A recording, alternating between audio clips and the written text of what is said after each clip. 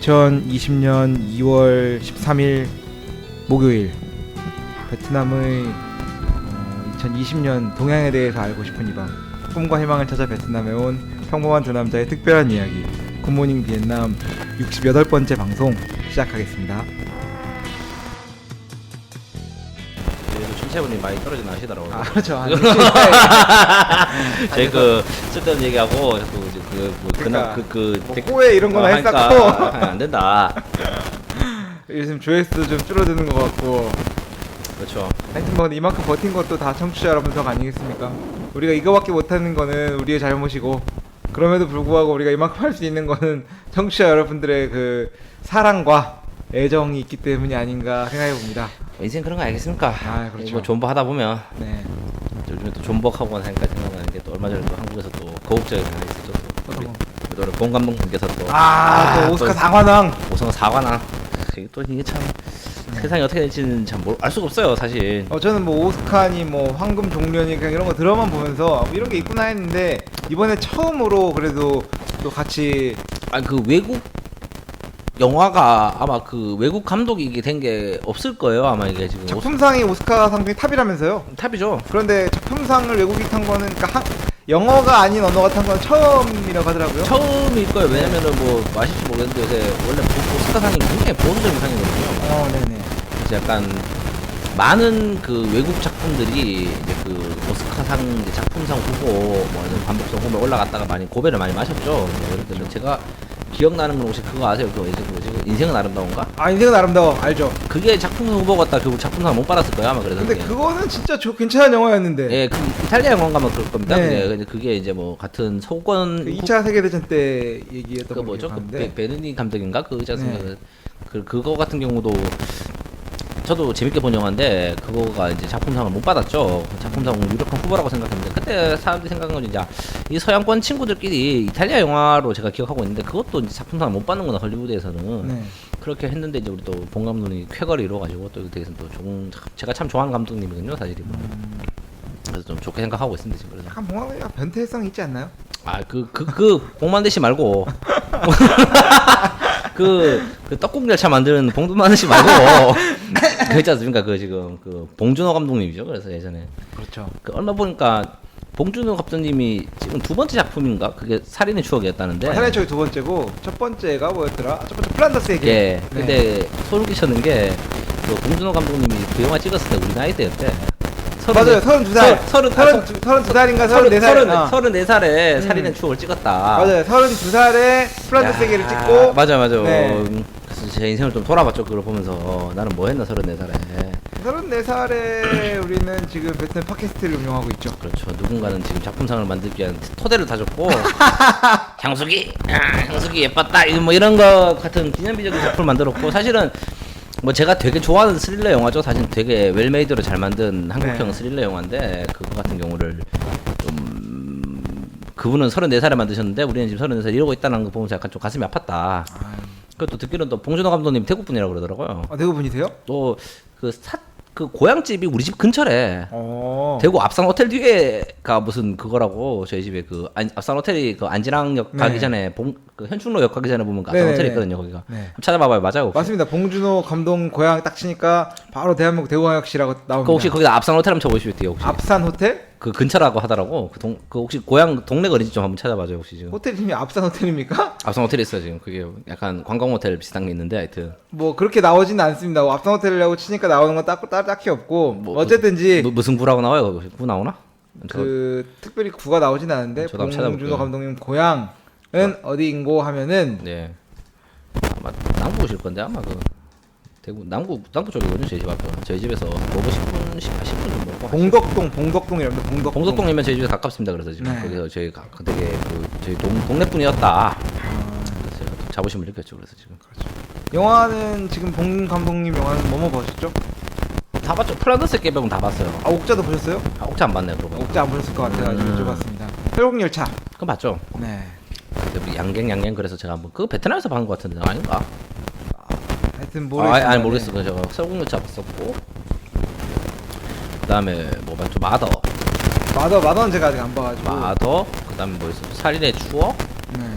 필모그래피가 많았는데 우리 봉 감독님 영화를 그쵸? 옥자랑 괴물은 당연히 보셨을 거 같고. 네, 괴물은 제가 대학교 때 본 것도 많이. 그 정도 단 것 같습니다. 뭐 그 정도밖에 없나? 도쿄라는 영화가 있다는데 도쿄? 도쿄 이거는 플란더스의 2008년도 영화로 돼 있는데 요거는 이제 잘은 모르겠고요. 어쨌든지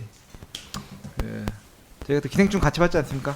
아 그렇죠. 아 이거 나 기억나네. 그래서 지금 왜냐면 그때 이거 네. 제가 그 지금 여기 뒤에 사모님 계신데 네. 그 엄 사장이 저보고 이제 기생충을 보러 가자. 베트남에서 뭐 하는 거냐 하니까 그때 사모님. 언제 봤는지 이런 디테일한 설명은 하면 안 됩니다. 이거 네. 방송이기 때문에. 네, 그래서 뭐 이제 그 사모님과 몸가가 된 그렇죠. 이유가 있어가지고 저랑 둘이 봤죠. 그래서 저도 베트남 와서 제가 영화를 잘 안 보거든요, 사실. 작년에 영화 본 게 내 기생충이 다야. 한 편 봤어, 지금 생각하니까. 베트남 극장에서 본 게 한 편밖에 없었는데, 그것도 이제 엄사형 덕분에, 그래도 그 아카데미 작품상 받는 영화를 내가 보게 되었다. 고맙게 생각하고 있습니다. 그거 안 봤으면 네. 그 얘기를 못 했을 건데, 뭐 재밌게 봤어요, 저는. 그래서 그치. 물론 뭐. 그 얘기가 나와서 말인데, 기생충이라는 영화가 그렇게 아카데미 장품상을 받을 만한 그런 가치와 이런 게 있는 영화인가요?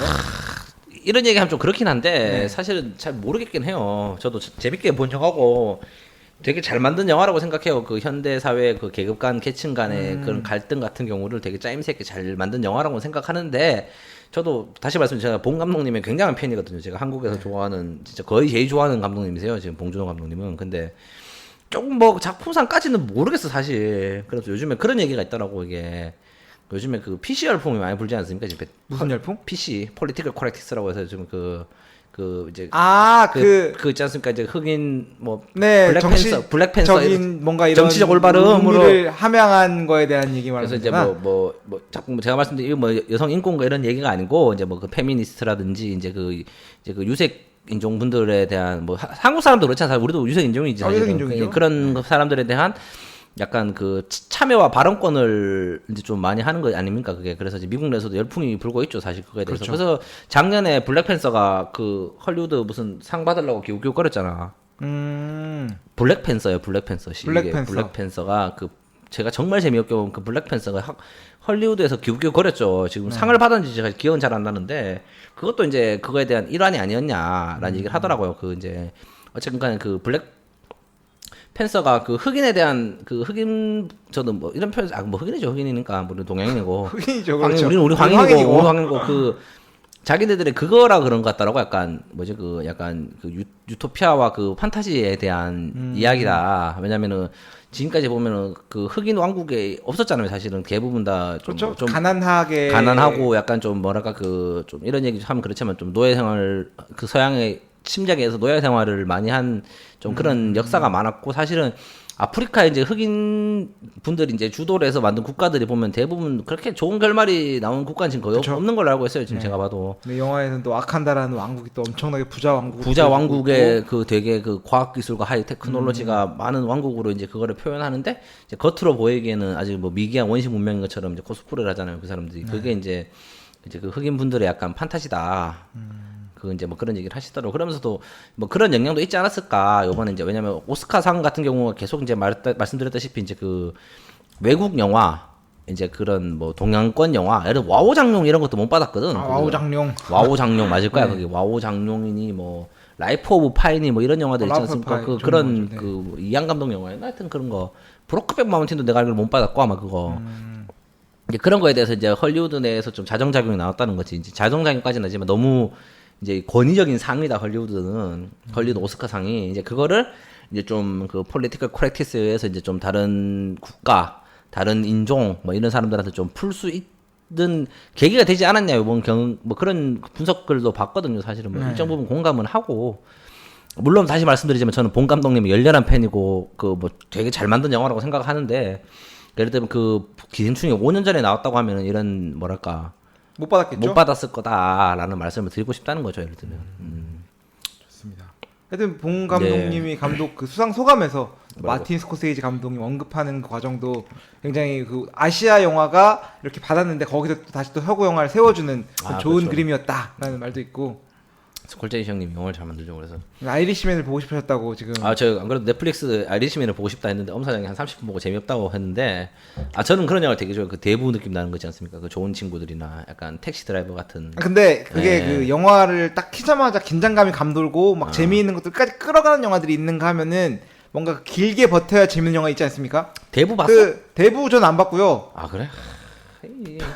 브레이킹 배드 보셨어요? 브레이킹 배드? 자꾸 우리 방송에 많이 듣자 브레이크 1편 재밌고. 나는 그게 되게 재미없게 봤거든. 어. 근데 그 시즌 1을 버티기가 너무 힘들다 그러지. 저도 개인적으로 그런 영화 별로 안 좋아해요. 시즌 1을 그러니까 내가 아직 그거를 어. 30분 40분대까지 안 봐서 그런데 근데 그런 건 있어요. 왜냐면 끝까지 재미없는 영화가 있거든. 예를 네. 들면 전 대부 되게 제가 되게 좋아요. 대부는. 사실은 그 연기도 연기고 그 영화 자체가 굉장히 잘 만들었다 생각하고 저는 대부분 한 번씩 돌려보거든요 집에서. 예를 들면 뭐 당신 얘기에 내가 공감하는 게 그 유명한데 재미없는 영화가 있어요. 끝까지 봐도 재미없는 거. 예를 들면 그냥 작품성만 따지는 것들. 2020 그 스페이스 오디세이. 2002 스페이스 오디세이. 그러니까 스탠리 큐브릭 영화 있잖아요. 그 네. 많이 오마주가 되지 않습니까? 그 뭐 이게 삥 던지면 이제 원숭이가 이제 탁 잡는 그런 건데 그건 진짜 처음부터 끝까지 재미없더라고. 그 정말 와 그건 제가 영화가 길어요. 그것도 2시간 몇 분 할 건데 아마 영화를 네. 그걸 5번에 걸쳐 봤어요. 제가 영화를 웬만하면 한 번에 보는데 영화를 한 15분 보고 끊고 15분 끊고 한 게 한 5번 6번에 걸쳐서 그 영화를 끝까지 보긴 봤어요. 스페이스 오디세이. 근데 그건 진짜 재미없더라. 마치 야. 제가 지난번에 그 코폴라 감독님 영화 이름 뭐였죠? 지옥의 묵시로. 그저기 몫이로 요것도 아니야 지옥 묵시로 정도 아니에요. 그 스페이스 오디세이는 꼭 보셔야 되는 게 진짜 이게 와 그 마지막 결말도 이상해요. 그 막 로봇가 막 반짝반짝거리는 걸 막 보여주면서 막 끝이 나는데 그 굉장히 재미없었다. 예를 들면 그게 제 기준으로는 이제 엄사장이 잠깐 아까 엄사장님이 말씀하신 것처럼 아까 그 길게 봐야지 재밌는 영화인데 근데 그건 길게 봐도 끝까지 재미없더라고. 처음부터 끝까지. 그러니까 내가 어제 아직 그걸 보다가 끊었는데 아이리시맨은 보다가 끊어가지고 제가 끝까지 못 가겠어요. 못 가본 상태고 근데 보려고 예정을 하고 있고 어제 본 영화는 그 언컷 잼스라는 영화 알아요? 몰라요. 나 또. 언컷 잼스라는 영화 넷플릭스에서 개봉한 것 같은데 어. 그 주연하신 분이 그 코미디 배우로 유명하신 애덤 샌들러? 애덤 샌들러 그렇죠. 아. 원래 그 로맨틱 코미디 주로 하시는 분인데 그쵸. 그분이 이제 주연으로 나와가지고 영화를 하시는데 아. 저도 영화를 볼 때 기본적으로 뭐 그 주관이 있긴 있지만 그래도 남들이 재밌다고 한 영화가 재밌으니까 항상 평점 찾아봅니다. 그래서 평점 8.5에서 9점 넘어가면은 요건 볼만한 거다라는 판단을 하고 이제 보기 시작하는데 최근에 딱 보니까 그 넷플릭스에는 보면 그 나와의 일치율이라는 게 떠요. 일치율. 그 있죠. 약간 녹색으로 그 돼서. 약간 우리의 정보를 빼가가지고 그렇지. 그 넷플릭스 근데 놈들이 내가 넷플릭스를 가입을 하고 나서 넷플릭스 얘기가 나와서 말인데 네. 그 아까 제가 말씀드렸잖아요. 넷플릭스가 베트남에서 무료 계정 발급을 중지했다고 합니다. 그래요? 그래야겠다. 깜짝 놀랐네. 넷플릭스를 원래 그냥 심심해서 한 달만 가입해서 봐볼까 하고 가입을 했는데 돈이 빠져나간 거야. 왜 그런가 하고 이유를 몰랐었는데 지금 방금 제가 뉴스를 보니까 베트남에 하도 그 넷플릭스 가계정을 만들어가지고 그 판매하거나 하는 것들이 많아가지고 넷플릭스 발급을 중지했다고 그렇게 얘기하더라고요. 어쨌든 이게 그 넷플릭스 결제를 시작하고 나서 처음으로 봤던 영화가 아이리시맨을 틀었었고 그래요? 아이리시맨을 틀다가 30분보다 껐고 그 다음으로 본 게 이제 언컷 잼스라는 영화였는데 보니까 일치율이 한 96% 정도 나오는 거예요. 그래서 이건 재미있는 거겠구나라고 싶어가지고 네이버에 검색해보니까 평점도 되게 후해. 와 이런 명작이 다 있나 뭐 이런 내 인생 영화다 이런 게 많아서 한번 봐보자고 봤는데 2시간 동안 너무 힘들었어. 아이리시맨? 아이리시맨 말고 그 뭐였지? 이건 언컷 잼스라는 언컷 잼스. 영화인데 내용이 뭐예요? 그거? 요것도 그 언컷 잼스라는 게 컷하지 않은 보석인 거거든요. 알죠. 네, 그 보석을 잼이 그 잼이 네. 아니고 그 잼. 그쵸. 그 디아블로에 나오는 그 잼. GEM GEM. GM. 네, 언컷 잼스라는 영화인데 그 잼을 가지고 겪는 그 아담 샌들러의 슬픈 그래요? 비극 같은 영화인데 무슨 이것도 보면서 30분쯤 되면 재밌어지려나? 한 40분쯤 되면 재밌어지려나? 보다 보니까 오기가 생겨가지고 끝까지 보긴 봤어. 한 2시간 넘는데. 언컷 잼스? 근데 보고 나니까 허망하고 이게 뭔가 싶고 물론 의미를 함양한 영화라는 건 알겠어요. 뭔가 감독이 말하고 싶은 게 분명하고 뭔가 이런 상황을 통해서 뭔가 끄집어내고 싶은 이야기가 있는 건 알겠는데 근데 보는 사람 입장에서 재미있는 영화는 아니었다. 아이리시맨도 그런 영화가 아닐까 하는 두려움이 살짝 있긴 한데 이봉재는 되게 재밌게 봤다고 아이리시맨. 아이리시맨이 또 길어요. 205분인가 되는데 몇 2시간이 훨씬 넘는 영화인데 그런 거 재밌는 영화는 볼 수 있지 않아? 두 시간. 그렇죠. 이제 볼 수 있죠, 볼 수 있죠. 어벤져스 재미없어 개인적으로. 3 볼 수 있죠, 개인적으로. 3시간. 예를 들면은 어벤져스에 대해서 다시 말씀드리면 저는 엔드게임 정말 잘못 만든 영화라 생각하는데 되게 아직까지 그 사람들 막 그런 얘기하잖아. 엔드게임 잘 만들었다. 저는 지금 와서 얘기하는데 진짜 실망 많이 했거든요. 엔드게임. 되게 잘 만들었다까지는 아닌 것 같고 재밌게 본 건 엔드게임은 사실이죠. 재미가 없었어요. 저는 근데 진짜 심지어 그건 지루하잖아. 갑자기 그 옛날 얘기 하는데 이제 토니 스타크 아버지가 나와가지고 이런 얘기 스포일러인가 뭐 괜찮아요. 다 보셨을까요? 뭐 천몇 방만 그렇죠. 보셨을까? 다 보셨겠죠. 뭐 갑자기 와가지고 내가 뭐 네 아버지다 뭐 약간 이런 얘기 하는 것도 약간 별로고 별로였다. 저는 그 어벤져스 3편은 재밌게 봤는데 네. 3편 뭐였죠? 그 엔드게임 말고 엔드게임 전. 그거 인피니티 워. 인피니티 워, 인피니티 워. 그거는 사실은 뭐 그냥 뭐 우르르 쾅쾅쾅쾅 하니까 재밌었는데 엔드게임은 자꾸 그 우르르 쾅쾅도 안 하고 이 CG 돈 아끼려고 약간 있지 않습니까? 이제 그 사람들 서사 늘어놓는 게 난 별로더라고. 그냥 그게 확실해야 된다. 깨부술 거면은 예를 들면 제가 그 좋아하는 뭐 좋아하진 않지만 그 예를 들면 마이클 베이 감독 이런 사람 있지 않습니까? 그렇죠. 뭐 부술려면 다 부숴야 돼요. 그냥 괜히 뭐 얘기하지 말고 그냥 자꾸 엔드게임 사족을 넣었다. 그래서 좀 별로였다 개인적으로는. 뭐 다른 분들 재밌게 보셨다고 하던데. 엔드게임은 재밌게 봤는데 요게 하여튼 더 봐야 될 것 같지만 네. 아직까지는 잘 모르겠습니다. 그래서 제가 보고 다음에 후기를 들려드릴 수 있도록 하겠습니다. 아이리시면은 제가 한번 구해서 봐야겠네요. 아이리시면 저희 궁금했던 게 그 기생충 같은 경우에는 아카데미 후보에 6개가 올랐는데 4개가 뽑힌 거였고 이 20개 부문인가? 그렇죠. 거의 대부분에 올라갔는데 네. 뽑힌 건 2개에서 최종 선정했다고 하더라고요. 음. 그래서 한번 지금 꼭 봐야겠다 하는 생각은 가지고 있는 영화입니다. 뭐 오스카가 그래서 지금 거기에는 되게 보수적이라고 그러더라고요. 특히 이제 보수적인 게 이제 넷플릭스나 이제 뭐죠? 네. 애플 TV 이런 데서 만든 영화나 그런 거에 대해서 이제 근데 좀 약간 취급 안 해주려고 취급 안 한다. 해준다라고 한다. 좀 보수적인 경향이 있다. 아무래도. 근데 아무래도 아이리시맨이 넷플릭스에서 개봉한 거다 보니까 그 독점 개봉했잖아요, 사실. 그게. 네. 그러니까 좀 고전적인 그 뭐랄까 그 영화관에서 상영하는 영화랑은 좀 성격이 안 맞다고 생각했는지 했는데 좀 어쨌건 간에 이번에 그 봉준호 감독님의 이걸 인해서 좀 편협한 사고가 바뀌지 않을까 그렇죠. 생각이 듭니다. 오늘 영화 얘기 되게 길게 했는데 예, 뭐 잠깐, 마우진했어요. 네. 마우진했어요. 아무 근황 얘기는 간단히 합시다. 빨리 해서 오늘 엄사형네 집에서 제가 로봇 청소기가 움직이는 걸 봤는데 신기하다. 이 과학 기술의 발전이다. 깜짝 놀랐어요, 보면서 지금. 그 집에 지금 녹음을 하러 왔는데 뭐 이상하게 돌아다니더라고요, 바닥에. 그래서 이 사람이 개를 키우나 싶었는데 개는 아니고 지금 이게 소리를 냈는데 지금 신기하더라고요. 저도 이게 뭔가 하고 그냥 있어봤는데 네. 쓸만하더라고요. 쓸만합니다. 지금 네. 과학 기술 출근하고 퇴근할 때마다 30분 전에 켜놓고 와보면 집이 먼지가 싹 사라져 있는 그런 그 기적 같은 일이. 과학 기술 찬양해야 된다. 네. 대단합니다, 진짜. 그래서 이게 로봇 청소기를 사용하고 있고 뭐 없으니까 최근에 지난주부터 헬스장에 등록해가지고 그래서 좀 살을 좀 빼야겠다 오래 굳은 살려. 마음을 가지고. 오래 살려고 이제 네. 헬스를 한다. 뭐 좋은 스피릿입니다, 항상 그에 대해서. 그렇죠. 뭐 요즘 그거 말고는 뭐 특별한 이야기는 없는 것 같고요. 저도 특별한 거 없어요, 요즘 그냥. 네, 요즘 별일 없어요? 별일 없습니다, 지금. 먹고 살기 힘들다. 만난 여자가 있다든가. 그런 건 없어요. 지금. 무슨 뭐 여자가 있습니까, 제가 지금.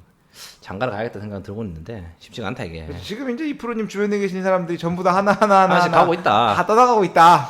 이상한 게 한국에 있는 친구들은 네. 제 알친구들 결혼하는 친구 한 명밖에 없거든요. 어. 근데 물론 그 친구 이제 곧 둘째가 나오긴 하는데 나머지 다 아직까지 총각이에요, 전부 다. 이상하게 베트남에 있는 사람들이 결혼 빨리 하는 것 같아. 빠른 나이가 아닌데 우리가. 빠른 나이는 아니죠 또. 그쪽 그렇잖아. 당신 주위에 한국 사람을 보면 결혼 친구들 많이 했어요. 많이 했어요, 저는. 진짜로? 네. 난 그런가? 그 중고등학교 동창들 따져봐도 한국에 있는 그 지인이 결혼한 비율보다 뭐 남자 기준입니다. 여자분들은 제가 많으니까 일단. 근데 여기서 주위에 결혼한 남자 비율이 훨씬 많은 것 같아요. 지금 보니까. 아무래도 외국에 있다 보니까 더 그런 게 있는 것 같아요. 빨리 정착해야하고 싶다라는 그런 생각? 사실은 중요한 것 같아요. 요즘에. 네. 인생에. 가족들하고 같이 있는 거랑 또 네. 혼자 떨어져가지고 오래 사는 거랑 다르지 않습니까? 혼자 사는 게 좋은가요? 뭐. 혼자 살 때가 좋았던 것도 같긴 한데 그래도 뭐, 행복합니다. 행복하죠. 그렇죠. 왜냐면 요새 보면 집이 깔끔해요. 지금 이렇게 보니까 옛날에 항상 혼자 살 때 집을 가봐도 아유 그때는 뭐 정리를 하는 편인데도 그냥 그랬는데 집이 뭔가 네. 좀 사람 사는 느낌 난다. 확실히 쌍모님. 내 집이라는 정리 솔직히 제가 더 많이 하는 편이긴 한데 어. 내 집이다 보니까 조금 더 깔끔하게 정리를 하게 되는 그런 게 있지 그런 게 않을까? 있는 것 같아요. 어. 그렇습니다. 뭐 장가를 가고 싶다라는 걸로 마무리하고 이제 네. 요즘 본격적으로 베트남에는 방송- 근황이 없나요? 베트남 뭐 어떤 거 베트남 근황이면 뭐 있죠? 베트남 현지가 돌아가는 그런 이슈라던가 날씨라던가 날씨는 비가 지금 엄청나게 날씨는 흐리다, 계속 흐리다. 그렇죠 사일런트 사이런트 힐 네. 뭐 있죠? 그리고 우리가 흔히 생각하는 영국의 뭐죠? 그 스모그 스모그. 날씨 죽음의 냄새가 난다 지금 네. 하루가 뭐 그런 거 있고 뭐 요즘 또 그 우한 그렇죠. 코로나 우한 신종 코로나 코로나 바이러스 19. 네 그것 때문에 베트남도 요즘에 뭐 근데 뭐 다낭 쪽은 좀 많다 그러는 것 같더라고. 환자가 생각보다 다낭이 중국 분들이 많잖아. 낯짱 다낭 아니야? 나짱입니다. 나짱. 나짱이야? 다낭은 해운대 같은 한국 사람 많고 야짱에 나짱인가? 베트남 중국 사람들이 나짱에 그거 많잖아. 그 카지노도 있고 해서. 네, 나짱. 아니 나짱 말고 다낭. 아니 다낭은 중국 사람 별로 없고요. 그 카지노가 중국 자본인데 아니야? 이긴 맞긴 맞는데 어. 중국 사람들은 야짱이 훨씬 많습니다. 아 그래? 네네. 일단 뭐, 다낭은 한국 사람들이 먹은 셈 쳐도 될 것 같고. 그래서 지금 뭐 발생을 하고 있다 하는데 하노이 쪽은 사실은 뭐 없고요. 네. 뭐 여기 뭐 지금 현재까지 16명 확진자라고 하는데 네. 이게 진실인지 아닌지는 뭐 아무도 모르겠고요. 아무도 모릅니다. 사실 뭐 베트남은 저희가 눈에 말씀드리지만 이게 사전 통제라는 국가이기 때문에 네. 그렇게 좀 문제가 있지 않을까. 이게 재밌는 게 초창기에 이제 숫자가 쭉쭉쭉 늘어나다가 총리가 명령을 내렸대요. 이거 환자 관리를 잘하라. 그 이후로 이제 줄었다. 그 눈는 숫자가 극하게 줄어들었다라고 하는데 그리고 뭐 중국이 그 얘기가 있더라고. 중국도 그 통계 그거를 조작한다는 얘기가 있대. 발표하는 사람들이. 네. 저도 뭐 어제 술자리에서 들은 얘기인데 누가 그러더라고요. 그게 그 인구 통계나 통계학적으로 보면 중국이 발표하는 숫자가 그냥 그 그럴싸한 숫자래요. 그 뭐지? 있을 법한 숫자를 낸데 그 통계학적으로 분석을 해가지고 내는 건데 그러면서 누가 그 얘기를 저도 들은 얘기예요. 저도 확정된 건 아닌데 인터넷 누가 커뮤니티에서 내년에 그러면은 내일 731명이 발표 날 거다 했는데 그 숫자를 맞췄다면서. 그게 저도 들은 얘기인데 카더란데 그냥 뭐 그러면서 이제 중국 좀 그런 게 있지 않냐. 그래서 베트남이 중국의 영향을 많이 받고 있을 텐데도 중국의 거침없이 행동한 모습들이 일단 터지자마자 11월 말 기준으로 해가지고 중국으로 가는 항공편 왕복을 다 끊어버렸고요. 중국 에어는 뜨지 않냐? 안 뜹니다, 에어. 물류는 뜬다던데? 그 물류가 뜨는지 모르겠는데 어쨌건 인편으로 왕복할 수 있는 것들은 완전 끊긴 상태고 철도도 끊겼고요. 일단은 뭐 차량도 끊겼고요. 제가 듣기로는 지금 중국 국경 있잖아요. 그쪽에는 지금 트럭으로 모든 물건이 못 나간대요. 지금 인앤아웃이 안 되고 있고 한 군데만 최근에 열었다는 뉴스를 그래요? 봤거든요. 네, 다 막았다가 한 군데만 열었다는 뉴스를 받았고. 그래갖고는 지금 중국에서 물건 들어오는 건 에어로는 된다고는 제가 들었는데 뭐 확실한 건 아니고 저도. 네, 중국에 그렇게 거침없이 지금 행보를 보이고 있고 중국인 사람들은 아예 베트남 입국 자체가 불가능하고요. 그렇죠. 외교 비자를 제외한 외교 업무를 제외한 모든 중국인의 입국 불허 그리고 14일 이내에 중국에 체류했던 사람들의 입국을 불가하게 하거나 아니면 14일간 격리를 시키거나 뭐 그런 조치들을 막강하게 취하고 있습니다. 대단해요 이런 거 보면.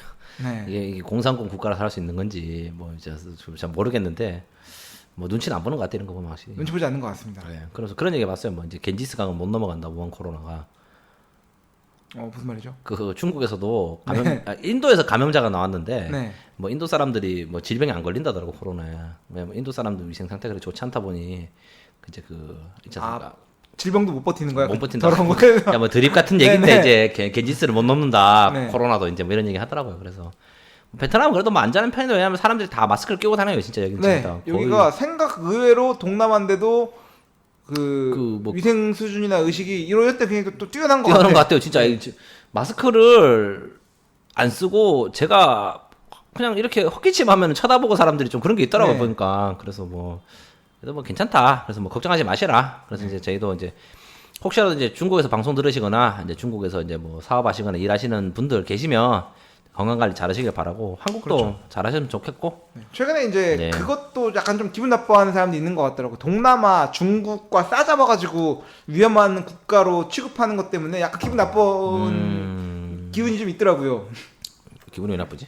아니 여기는 확진자 수가 적잖아요. 이를테면 한국보다 적은 상태예요. 한국보다. 그렇죠. 그런데 한국에서 베트남 여행 자제해달라고 공문 받고 그러더라고요. 직장 이런 데서. 그거는 뭐 근데 뭐 지금도 뭐 상황이니 사실은 뭐 좀 그렇지 않겠냐 싶어요. 그거는 뭐 왜냐면 특히 또 관광지를 가게 되면은 만나는 사람들이 이제 그 외국 사람들을 만나다 보니까 맞습니다. 뭐 조심을 하셔야 될 것 같고. 네.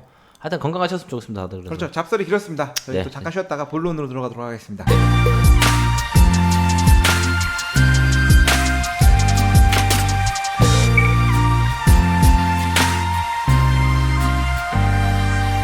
합시다. 2020년도 네, 진출 전략. 베트남 경제 성장 어떻게 되는가? 네. 제가 전문가를 모시고 방송을 진행하고 있습니다. 2% 전문가님. 뭐 제가 전문가니까 뭘 아는 게 없고요, 저는.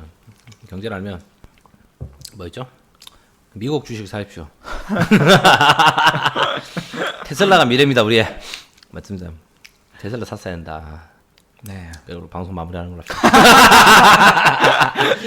저희가 지난 네. 연초부터 네. 베트남 2020년도 경제에 대해 어떻게 할 것인가에 대해서 얘기를 해보자고 해놓고 자료가 드디어 나왔어요 지금. 네, 자료가 드디어 나와가지고 제가 지금 그거 가지고 얘기를 해보려고 앉았는데 네. 또 막상 이 자료를 놓고 얘기를 하려고 하니까 쉽지가 않습니다.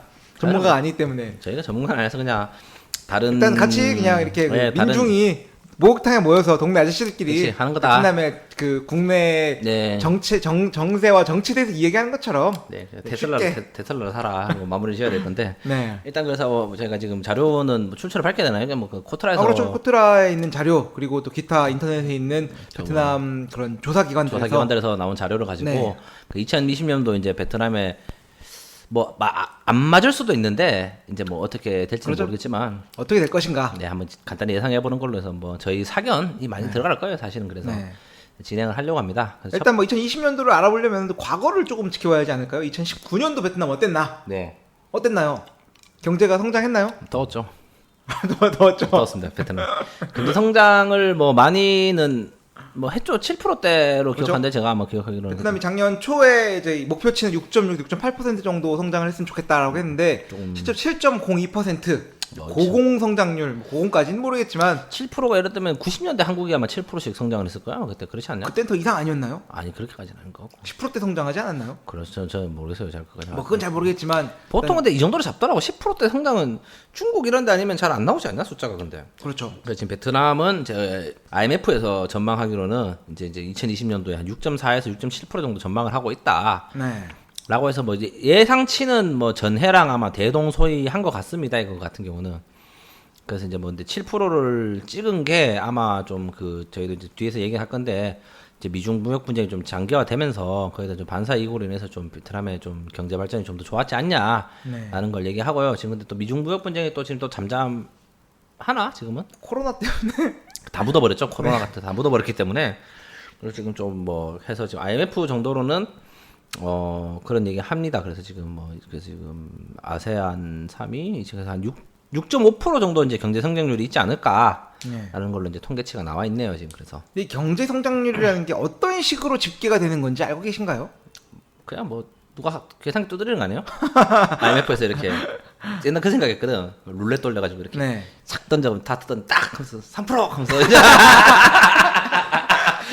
아니 문과 나오신 분이 그 정도 알아야 되는 거 아닙니까? 문과 나왔으면 모르지 내가 이거. 문과가 더 잘 알아요. 저는 경제학과를 나오지 않아가지고 뭐 그렇지 않을까. IMF에서 이제 저녁에 점심 때 치킨 시켜 먹으면서 이제 있지 않습니까? KFC 시켜 먹으면서 이렇게 다 들어가서 훅 들어가는데 그러니까 6.3% 하면서 오늘 이게 아닐까. 뭐 여러 가지를 하지 않을까 싶습니다. 그래서 지금 뭐 어쨌건 간에 일단 베트남에 올해도 한 6%대 이상의 이제 좀 뭐랄까요 적지 않은 성장률을 보일 것 같다라는 것에서 저희가 조금 더 이제 한 1년 정도 더 버틸 이제 좀 생각이 있다. 그렇죠. 2015년도 현재 지수 이후로는 계속 6.7%, 6.2%, 6.8%, 7.1% 그렇죠. 그렇게 높은 성장률을 계속 보이고 있습니다. 네. 그러면서 이제 뭐 이제 좀 이제 해서 앞으로도 좋아질 거라는 얘기인 건데 이제 그러면서도 이제 좀 뭐 위기가 될 만한 것들이 네. 이제 뭐 미중 무역 분쟁이 장기화되면서 이제 변수가 생길 수 있고 그렇죠. 그래 은행 개혁 얘기가 나오네. 이거 같은 경우는 베트남이 굉장히 옛날부터 얘기가 많잖아요. 은행 개혁. 은행 개혁이라면 뭘 얘기하는 거죠? 부실은행 되게 많잖아요, 베트남에. 그렇죠. 은행 숫자가 일단 반도체 입적으로 많으니까. 그리고 뭐 예금 넣으면 뭐 8%대 이런 거 8.5%씩 준 데도 있대. 그렇죠. 제가 지금 받는 이율이 7%대를 지금 받고 있으니까. 그거는 이제 당신은 좀 정상적인 은행 넣는 거잖아. 그렇죠. 예를 들면 심지어는 9%대까지도 있습니다. 좀 비정상적인 네, 은행, 부실 은행들. 부실 은행들 같은 경우는 막 8.5%씩 돈을 주고 네. 그러다 보니까 이제 베트남 정부에서도 계속 은행 개혁이라든지 뭐 이제 화폐를 만진다 이런 얘기가 많이는 들리고 있어요, 사실은. 그렇지만도 지금 쉽게 움직일 수는 없고. 그 얘기 들어봤어 혹시? 설 때 돈을 판대 여기 애들이. 새 돈. 들어봤어요. 네. 새 돈을 파는데 새 돈 한 1% 정도 마진을 남긴대요. 근데 새 돈. 네. 저도 몰랐는데 그 아그리뱅크를 가면은 설 때 현금 인출을 못 한대. 왜죠? 또 그 여기도 지급 준비율이 있는지 모르겠는데 돈을 다 빼가니까 동네 은행에 돈이 없대요.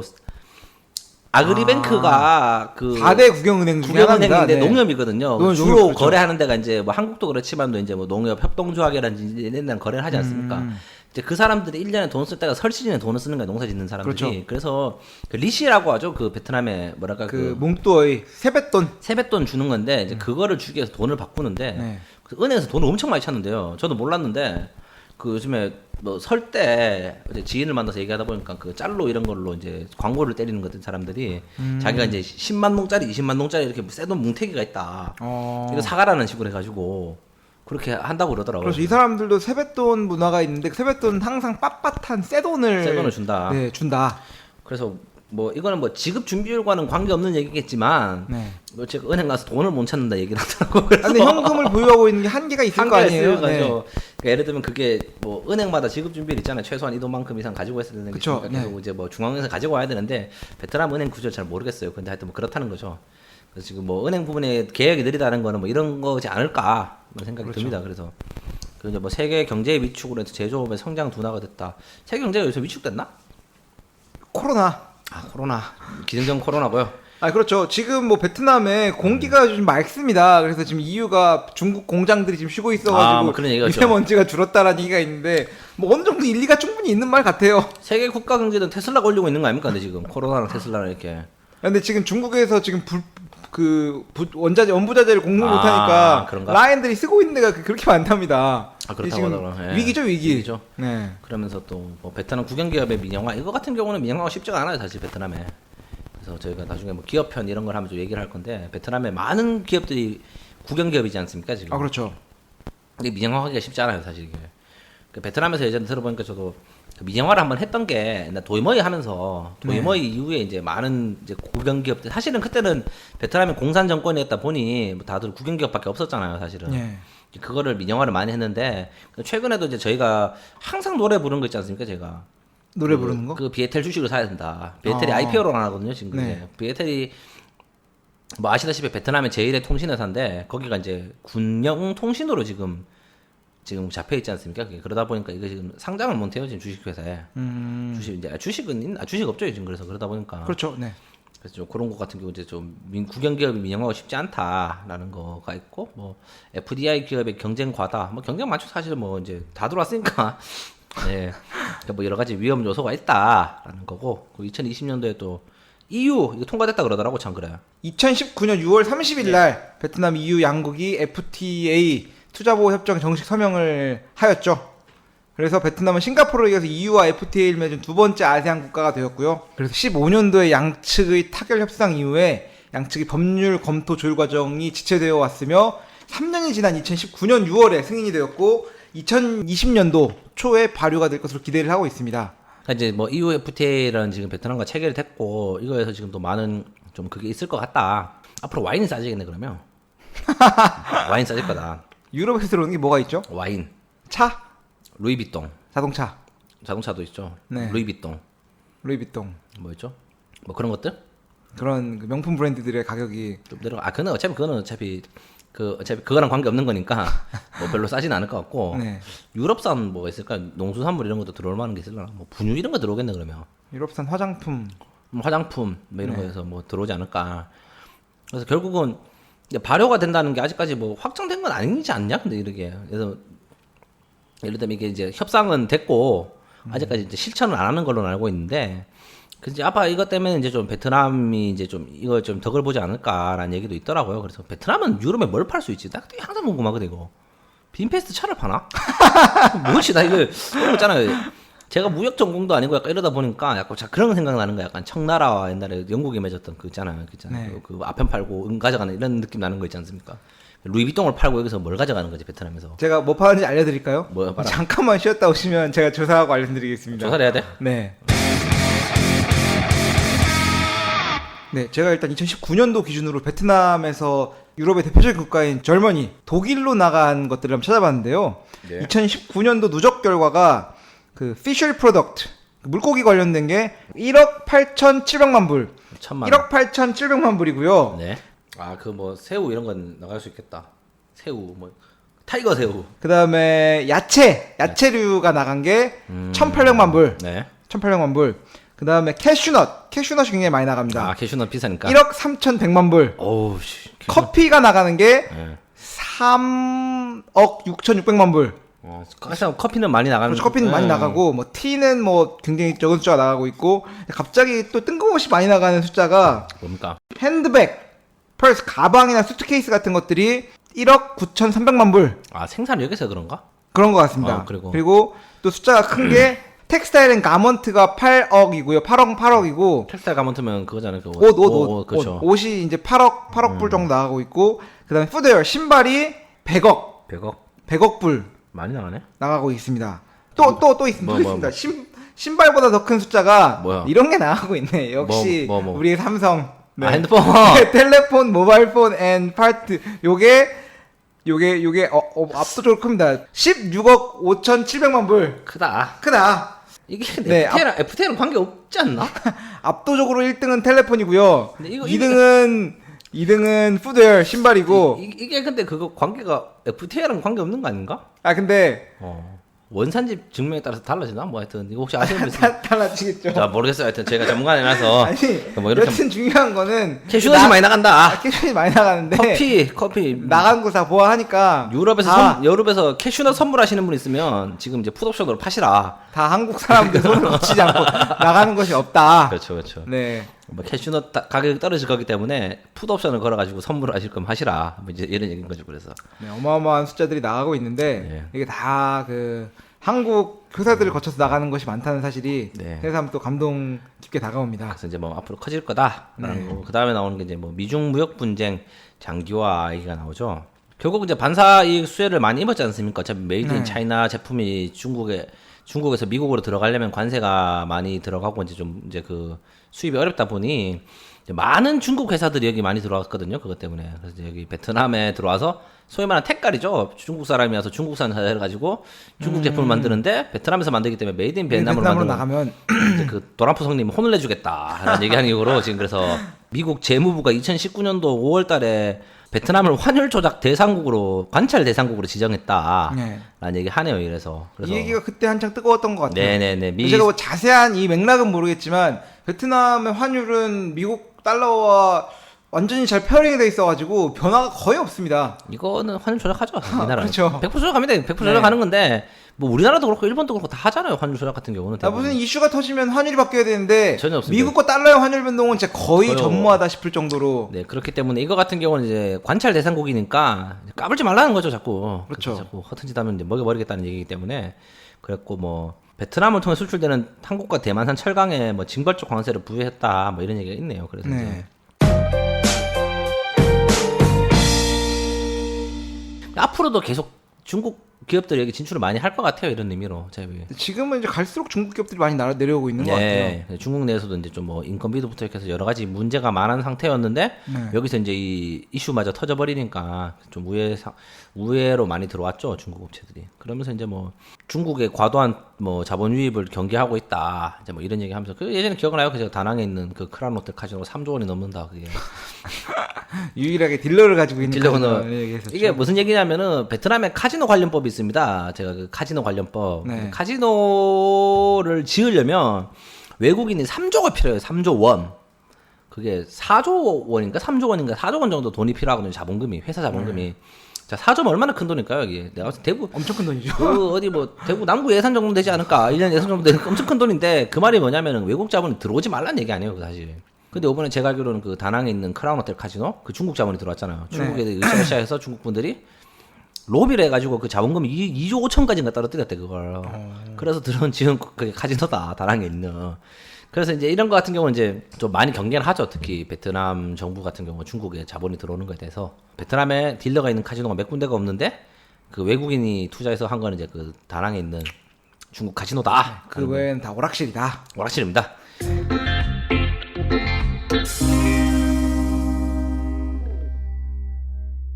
베트남의 국영기업 혁신. 네. 베트남이 지금 현재 베트남 정부의 국영기업 구조조정들을 지금 진행하고 있죠. 베트남이 외국인 투자 중심, 수출 중심의 높은 경제 성장률을 이룩해 왔으나 많은 국영 기업들의 부실 경영은 낮은 수익성과 효율성, 높은 부채 비율 등의 문제를 초래했으며 금융권까지 부정적인 영향을 미치고 있다고 지금 설명되어 있습니다. 그래서 이제 뭐 이제 응웬 수원푹 총리가 이제 해서 19개 정도의 국영 기업을 민영화를 좀 해서 이제 국가 자본 관리를 하겠다라는 얘기인데 이제 그래서 이제 그 국가 자본 관리 위원회란 걸 만들어서 이제 국영 기업의 투명성 강화를 하고 부정부패 척결을 위해서 이제 이런 위원회를 설립한 다음에 19개에 대한 국영기업 자본을 관리하게 될 거다라는 거거든요. 근데 아무래도 지금 올해가 2020년도가 이번 공산당 정권의 마지막이죠. 마지막 해다 보니까 네. 좀 더 성과를 많이 내려고 하는 측면이 있다고 하더라고요. 네, 그래서 이런 그 부실 기업을 정리하거나 아니면 뭐 정치 문제 있는 사람들 사정하거나 하는 것들이 이번에 좀 더 빡세게 진행되지 않나. 네, 이제 그래서 이제 싶습니다. 주 리스트 같은 경우가 이제 뭐 EVN 베트남 전력공사, 페트로믹스 이제 그게 아마 그 이제 페트로 뭐죠 비엔남 밑에 있는 그 아마 그 이제 그 뭐 화학이나 이제 그거 자원 트레이딩하는 회사일 거고요. 이게 네. 비나 케미컬, 이제 네. 뭐 비나코민, VNPT, 모비폰, 뭐죠 비에텔, 뭐죠 비나랩 이제 이게 그거죠. 이제 뭐랄까요 그거 이제 통신 회사들 이제 뭐 이런 것도 이제 관리를 한다. 이 말이 뭐냐면은 사실 그 국영 기업이 좀 방만하죠. 한국도 사실은 저희가 매번 그 뭐냐 그 청문회 보면은 나오는 게 이제 있지 않습니까? 국영 기업들이 뭐 그 성과급 파티를 했다. 막 이런 얘기하면서 이제 너희 성과도 안 나는데 막 이런 얘기 하는 건데 한국도 그런데 베트남 오죽하겠냐는 거지 이제. 요런 걸 좀 이제 때리고 싶고 아까 이거는 엄 사장이 말한 것처럼 이제 2020년도가 이제 뭐 오피셜하게는 현 정권의 이제 마지막 임기 단계이기 때문에 이거 이제 엔딩을 좀 좋게 하기 위해서 그리고 또 응원 수행푸 가이시가 또 그 기치를 올렸지 않습니까? 약간 그 뭐랄까 부정부패 척결이라는 거에 대해서 얘기를 했기 때문에 이제 그 엔딩 찍으려고 이제 이런 걸 하지 않겠냐라는 생각이 드네요. 그러면서 이제 인프라 투자를 한다. 그렇죠. 지하철 많이 짓고 있잖아요. 지하철 많이 짓고 있죠. 지하철 많이 짓고 있습니다. 그래서 그러니까 뭐 이제 베트남의 이제 GDP 대비해서 인프라 투자가 차지하는 비율은 1위래요. 그렇죠. 5.8%로 아세안 국가에서 가장 높고 네. 인도네시아가 2위인데 인도네시아보다 2배 이상 높은 상황이라고. 그거는 당연한 게 인도네시아는 이미 인프라가 갖춰졌고 뭐 자카르타 이런 데다 갖춰졌잖아 사실. 자카르타만 갖춰져 있죠? 자카르타에 다 살잖아 근데. 뭐 그건 좀 그렇죠. 뭐 1억이 산다면 자카르타에 그 섬에 그럼 다 사는 거지 뭐. 그게 네. 나머지는 들어보니까 뭐 사람 사는 선이 아니라면서요. 그 자바섬 이런 데는 그냥, 네, 그렇죠. 그냥 밀림. 뭐 밀림이다. 열대 우림. 뭐 그 자카르타에 이제 예를 들면 뭐 이미 뭐 태국 이런 데 인프라 좋잖아요 사실은. 아니 그렇죠. 그러니까 뭐 베트남이 1위가 될 수밖에 없고 나머지 경쟁 상대가 이제 보면 뭐 미얀마, 캄보디아 라오스 이런 국가들은 아직까지 인프라를 갖추기엔 좀 부족한 국가다 보니 1등할 수밖에 없는 거가 아닌가 싶네요. 그래서 현 상태로서는 이제 압도적으로 1등할 수밖에 없는 상황이다라고 볼 수 있을 것 같고 베트남은 이제 이런 그 상황을 더 잘 발전시키고 있는 것 같습니다.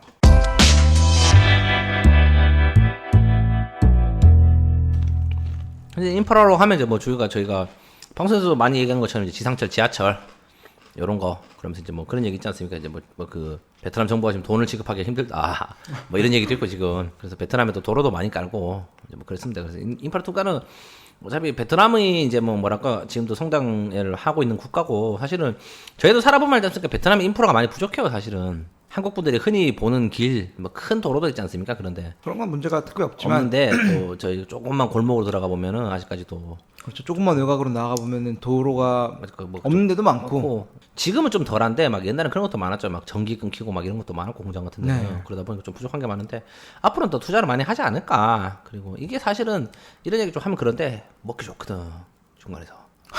이런 보이지 않는 무언 것들이지 않습니까? 이 인프라 같은 경우는 이게 당장 그렇죠. 어디로 들어와서 어디로 나가는지 알 수 없는 이 당장 것들은- 수익이 안 나요. 이게 해먹기 좋단 네. 말이에요. 개인적으로 생각했을 때는 예를 들면은 뭐 그런 좀 해서 좋지 않을까 이런 거는 생각이 듭니다. 그러면서 이제 베트남에서 나온 다음 얘기가 이제 이제 뭐 공항 철도 얘기도 나오는데 공항은 또 호치민에 또 새로 짓는다면서 그렇죠. 떤산역 공항이 수용이 부족한 상황이라고 해서 네, 좀 새로 네. 그런 것도 있고 또 경마장도 짓고 있고요. 인프라도 이게 좋은 거 아닙니까 사실은 이게 인프라다. 경마장도 인프라라고 볼 수 있나요? 인프라죠. 우리 또 그 뭐랄까요 그 즐거움을 위한 인프라다. 네. 그래서 얘기하는 거죠. 자 그러면서 이제 또 응원 수엔푹 총리께서 이제 또 4차 산업 육성을 위해서 베트남에서 이제 열심히 해야 된다라는 건데 부족하다 사실 이거. 4차 산업이 뭡니까 지금 베트남이 그렇죠. 지금. 여기서 지금 하려고 하는 4차 산업의 개발 분야로는 전자정부를 구축한다던가 네. 아니면 이제 아직은 부족한데 스타트업들 육성 그래서 이제 이거 같은 경우는 이제 뭐 그런 거 많죠. 전자정부 구축 이거는 좀 요즘에 많이 이슈예요. 요즘 굉장히 핫한 이슈인 것 같습니다. 2020년도 11월 달부터는 이제 모든 회사들이 의무적으로 그거 써야 될 거예요, 아마 그거. 전자정부 전자화던이죠. 네. 전자익버스 무조건 써야 되고요. 이제. 지금은 이제 복수 허용 가능 기간이고 그렇다는 네. 거죠. 2020년도 11월 달부터인가 해서 이제 법이 바뀌어 가지고 네. 모든 정부에서 이제 그 전자화던 써야 되고 그리고 이제 앞으로 발전이 그렇게 될 거예요. 그 예를 들면 공서라든지 이런 거 같은 경우도 이제 다 인터넷을 통해서 네. 하지 않겠냐 그러면서 우리 변호사 깜짝 놀라요 이런 거 보면. 저희 그 손님 그런 것 때문에 이제 뭐 비즈니스 라이센스라든지 네. 뭐 그런 것들 있지 않습니까? 뭐 재무제표 이런 거 이제 예를 들면 요청을 하면은 사실 그 요즘에 뭐 간단히 떼잖아요. 사실 그 관공서 가가지고 우리 프린터 뭐지 그 무슨 넷이야 그 민원 24. 그런데 놀아가지고 5분만 하면 되잖아요. 사실 그거. 우리 그 액티브 엑스에 빡쳐서 그렇지. 그것만 들어가면 는 거는 너무 어렵지가 않습니다.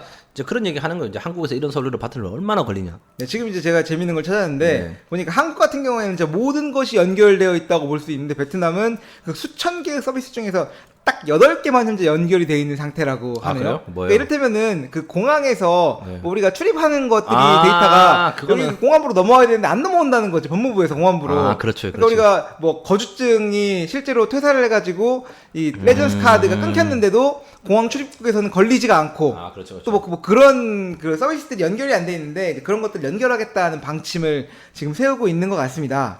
그래서 2020년도에 목표하고 있는 과제의 일부를 보면은 뭐 공공 서비스를 30% 구현하겠다. 그리고 성급, 장관급 국가 서비스에 대해서 50%에 대해서 모바일 기기용 인터페이스를 제공하겠다.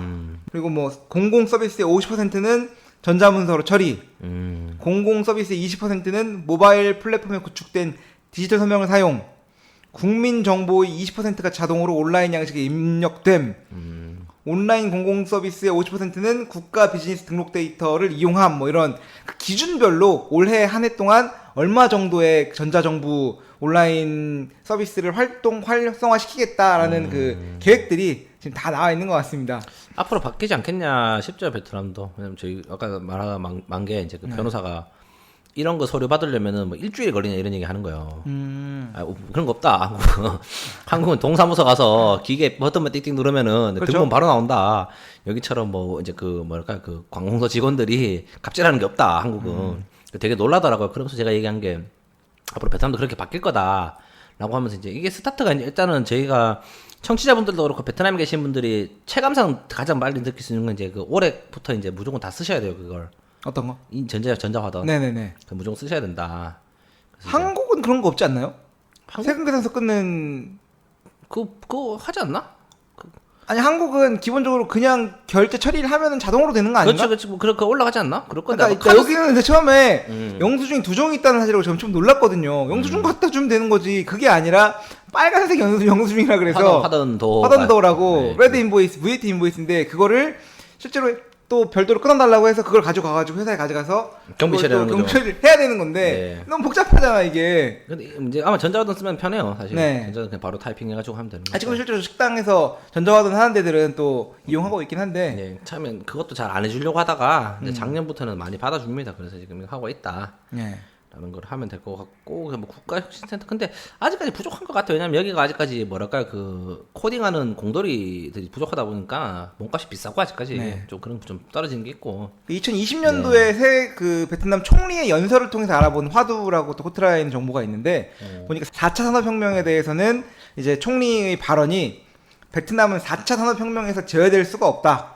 선입견을 바꾸고 구체적인 행동을 하고 기술 발전을 촉진하며 4차 산업혁명에 따른 부작용, 뭐 고용시장의 변화 등을 해결해야 된다. 특히 탄탄한 IT 인프라를 개발하고 스타트업 생태계를 강화해야 한다라고 했다고 합니다.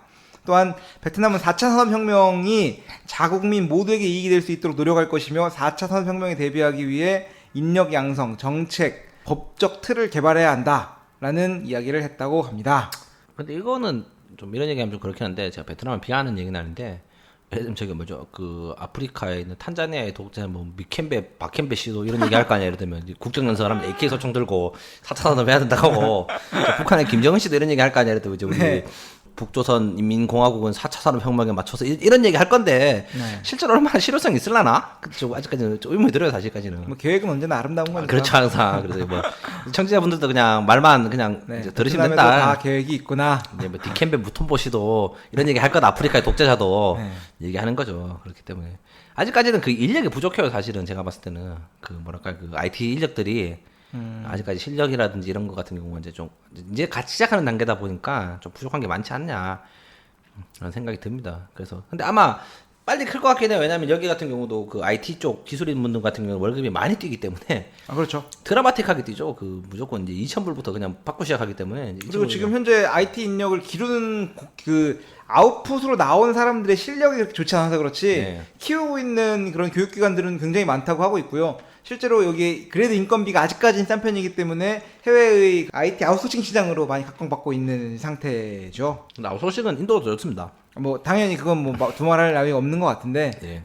근데 인도 사람들이 약간 그 멘탈리티와 모멘텀이 부족하기 때문에 네. 일을 하기 힘들다고 하는데 사실은 저렴한 IT 아웃소싱은 아직까지는 인도가 좋은 것 같고 베트남이 비싸요. 제가 봤을 때 몸값이 평균 몸값에 비해서 뭐 요즘 그게 21세기 트렌드지 않습니까? 뭐 사실은 IT 기술자들이 전 세계 어디를 가도 대우받는 건 맞긴 한데 그 좀 뭐 베트남은 아직까지 전문적인 인력이 부족하다 보니 좀 몸값이 좀 과도하게 비싼 느낌이 있어요. 사실은 뭐 좋게 바뀔 거다.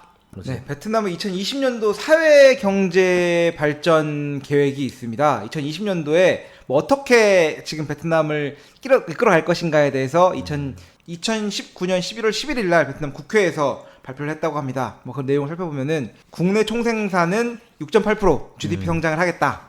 그리고 연평균 소비자 물가지수는 4% 미만으로, 수출액은 7% 증가, 도시 실업률은 4% 이하, 숙련 노동자 비율은 65%, 그 중에 학위나 자격증을 취득한 사람들은 25%, 1만 명당 병상수는 28개, 의료보험 가입 인구 비중은 90.7%, 산림 면적은 42%, 중앙 폐수 처리 시스템을 갖춘 산업공단 비중은 90%로 하겠다라는 계획들이 있다고 합니다. 무슨 얘기야 그게?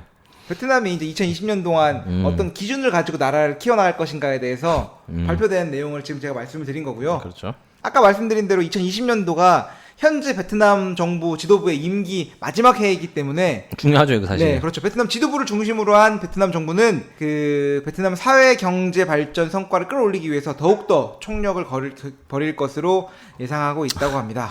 이거 뭐 이런 얘기를 해도 되는지 모르겠는데 이제 뭐 아마 정권이 바뀌면 이제 좀 다른 좀 이제 좀 큰 영향이 있지 않을까 베트남 내에서도.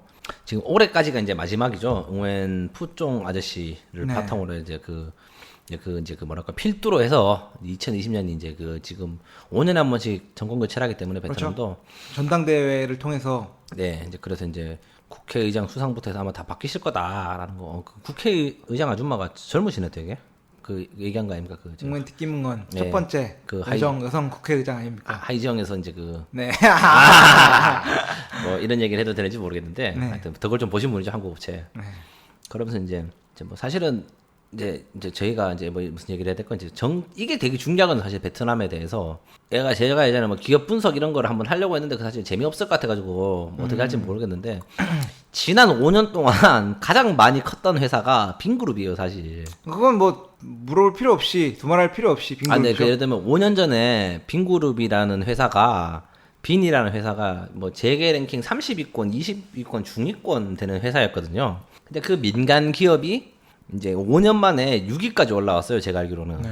1위가 삼성전자기 때문에 부동의 기업인 거고, 네. 2위가 이제 뭐 페트로비엔남, 3위가 이제 뭐 전력공사, 뭐 이제 비에텔 뭐 이런 회사들 쭉 있는데 그 뭐랄까 그렇죠? 대부분 공기업이 차지하고 있는 이 형국의 민간 기업이 민간 기업 1위가 됐죠. 네. 근데 물론 그 앞에 말씀드렸던 베트남 공기업에 비해서는 좀 뭐 규모가 떨어지긴 한다고는 하지만 자 그게 뭐냐 5년 동안 제 결론은 하나예요. 참 많이 도와줬다 정부가. 그거 아니겠습니까 사실은 그 뭐 정경유착? 정경유착이라고 할 수밖에 없죠. 왜냐하면 제 생각에는 뭐냐면 사실은 빈그룹 어떻게 평가하실지 모르겠는데 빈그룹은 기술 있는 회사가 아니에요. 부동산 회사고 그 뭐랄까 리조트 회사고 사실은 그게 되면서부터 나머지가 이제 따라온 거지 않습니까? 뭐 슈퍼 유통이니 뭐 이제 뭐 지금 그렇죠. 지금은 유통은 접었지만 뭐 이제 비행기를 뭐 하니 마니부터 시작해서 자동차를 만드니 뭐 핸드폰을 만드는지 이런 거 나온 거지 않습니까? 그게 그 영향이 아닐까 싶어요. 사실은 저는 5년 동안 이제 요 지도부 베트남 정권에서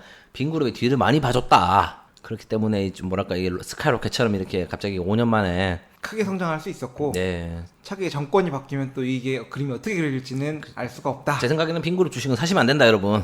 네, 사면 안 돼요. 제 생각에는 이제 주식 얘기 하면 안 되는데 내가 오른다는 얘기는 하면 안 되잖아. 그렇죠. 모른다는 얘기만 안 하면 돼. 그치. 생각엔 그래. 빈그룹 주식은 사시는 게 아닌 것 같다. 그냥 모멘텀이 없는 회사잖아 사실. 이게 모멘텀이라는 표현 쓰는 거 맞나요? 그래서 그러니까 예를 들면 뭐랄까 그 성장 동력이 없는 회사 사실 이 회사는 기술이 없거든. 땅을 빈그룹이 돈 번 게 그거잖아요 사실은. 부동산 장사라는 거지. 부동산 장사. 빈펄 지어놨다가 대박을 쳤고. 그러면서도 이제 그 주로 이제 빈그룹에 돈을 남긴 그런 걸로 많이 남긴데요. 지금 부동산 사업을 농지라든지 이런 거 묶인 땅들 있잖아. 그거를 그 옛날에 기억나는데 그 우리 지나가면서 내가 음모론 얘기 한번 했잖아. 옛날에 그 비놈 저기 어디냐. 네. 갑자기 뭐 체육 뭐지? 체육관. 체육공사인가? 체육공사. 거기 땅을 빈그룹이 사가지고 아파트를 올렸다. 네.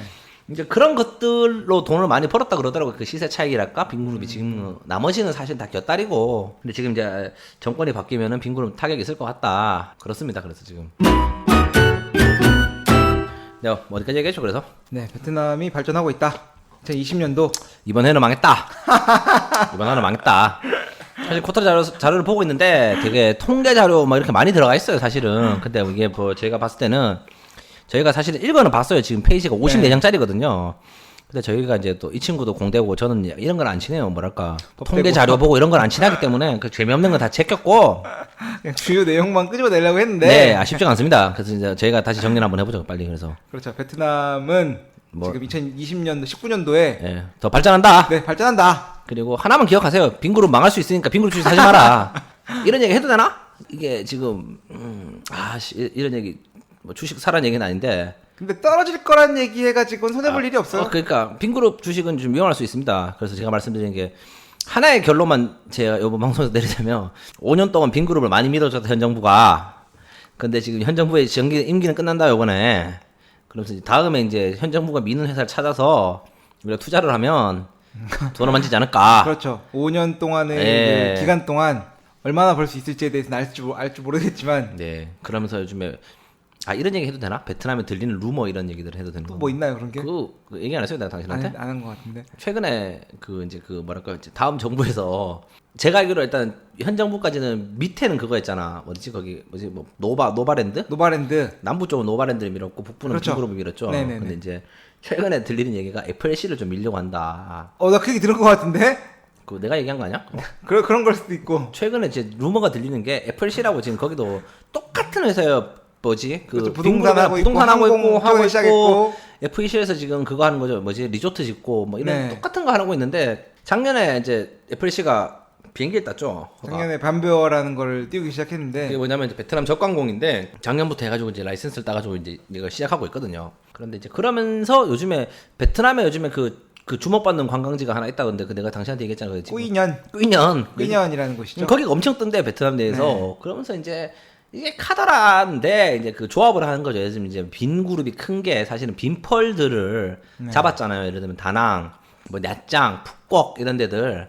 그렇죠. 그런 데다가 이제 빈펄 랜드를 짓고 리조트를 지으면서 이제 그거를 바탕으로 뭔가를 했는데 FLC의 행보가 좀 비슷하지 않냐. 그러면서 이제 국내선 왜냐면은 비행기가 있잖아요. 자기네들이. 그렇죠. 국내선 비행기가 있다 보니 비행기 노선이 떨어지는 곳에 자기 리조트를 지어놓고 제2의 냐짱 다낭을 만들겠다라는 네. 이제 명목하에. 그러면서도 우리 그 누구냐 김졸개네 그 어디죠? 그 탱화 이런 데도 리조트 짓는다잖아. 뜬금없는데. 거기는 리조트가 이미 있습니다. 네. 그렇죠. 그런 거를 바탕으로 해서 좀 빈그룹과 비슷한 행보인데 이거 루머입니다. 절대 이 얘기를 듣고 사시면 안 돼요. 저도 슈카즈처럼 얘기를 해야겠다. 절대 오른다가 아니고 그냥 카더라다. 네. 근데 요즘에 그래서 이제 그 다음 정권이 지금 어차피 결정은 됐을 거예요. 제가 봤을 때. 그 뭐 전당대회 투표를 한다지만 어차피 자기네들끼리 짜고 치는 거기 때문에 사람은 정했을 거고 누군가 그렇죠? 할지는.